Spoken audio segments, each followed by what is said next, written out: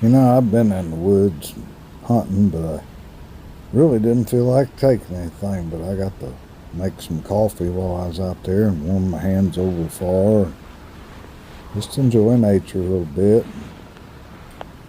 Done a lot of praying, done a lot of thinking. Still fighting that inspiration thing at that point. But I finally came to the realization that inspiration comes from the heart. I took off and went trapping come time, and I decided even though I got a bad back, I'm going to walk it just to prove I can do it, maybe make my back feel better. And there's a tree down across my path, and I wanted to get it out of there. And I found this vine that fell down with this tree, and I cut that sucker and I brought it with me. Had an idea. It was inspired by someone special. I cut this thing up because I figured it'd twist, and I'd have to wait till springtime to get a stick that would twist good. I was hoping this thing here would do the job, and it did. And that little mini chainsaw was probably a bad idea. It was quick. You can see it flopping around there. Probably not the safest thing. It was cold and I didn't even feel it. I was inspired and I was happy. And in order to make something that somebody would call art, you need to be happy, or you need to be angry, or you need to be sad. And for me, I prefer happy. I like things that make me smile. Like that ray of sunshine messing with the camera right there. That ray of sunshine makes me smile. And the snow hit. It hit pretty hard. And I had to do a lot of driving in that snow checking my traps, and a lot of walking in that snow checking my traps, and it was getting harder and harder on my back. So I'm only running a few traps, not where I really should be. They say set on sign, boy are they right. I set where I've been successful in the past, but not where I need to be this year. But that's okay. I'm outdoors every day, and that's where I find a lot of my inspiration. I think about you folks and someone special to me, and it just kind of gets me in tune with creating something. And YouTube don't like trappers, so hopefully my creations will continue my channel someday. I had to stay inside and work, and I didn't show all the work because I didn't want to grab a camera. I wanted to enjoy the inspiration. So I drew a Cedar Heart out and I carved the rest of it by hand, but I didn't bother filming it none. It just didn't feel right. I wanted to enjoy the moment, and I smiled all the way through these projects. I just couldn't help myself. It felt good for a change, and felt good to feel good. And I was going to make just a plain old heart, but I decided to carve it. There it is. And took them vines and I twisted them up, and I tied them with artificial sinew, let them dry for a while so they'd stay twisted. And then I twisted them up into this cross. That has a lot of meaning for me. A lot of inspiration. And I enjoyed it. Once again, I smiled all the way through this project. And it was a gift. And it was very special to me. And I put all the heart in it I had. I really did. I was so involved in this, I didn't bother thinking about YouTube or cameras very much. I started to, so I've got a few little bits of footage, but not a lot.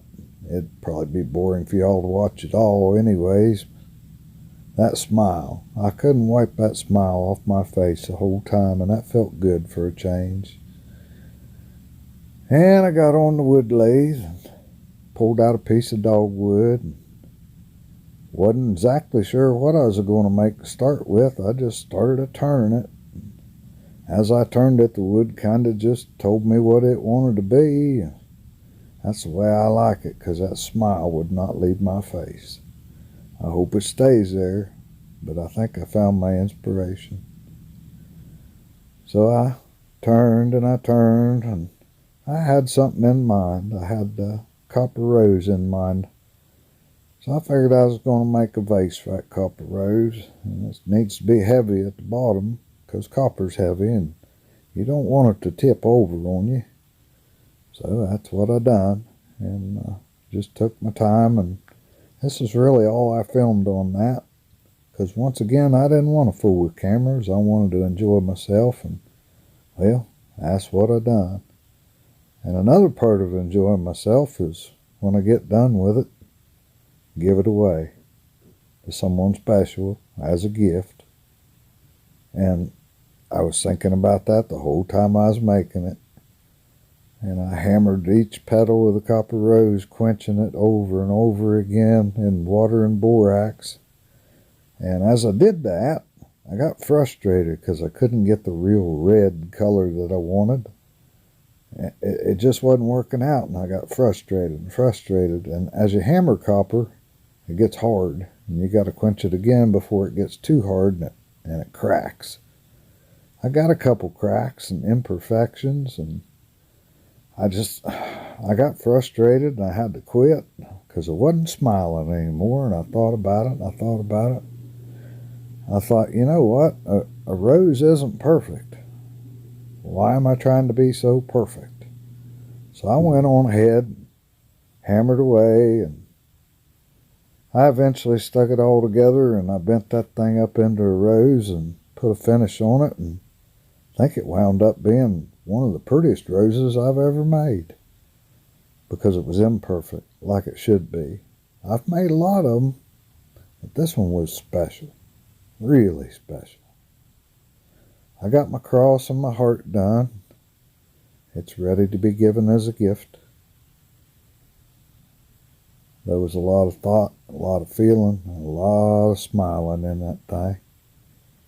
And that twist really worked out good for wintertime. Usually got to wait for the sap to run. There's my vase and my copper rose. Hope y'all enjoy. Here's some pictures.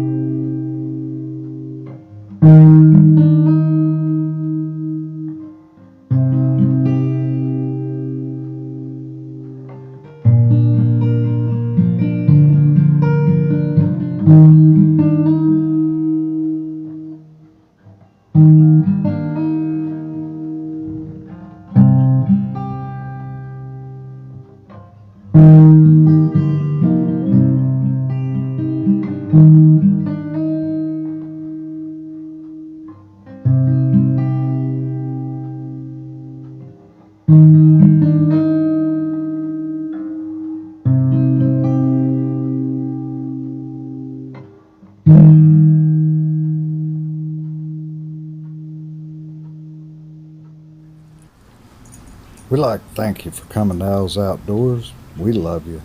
Always share your fire.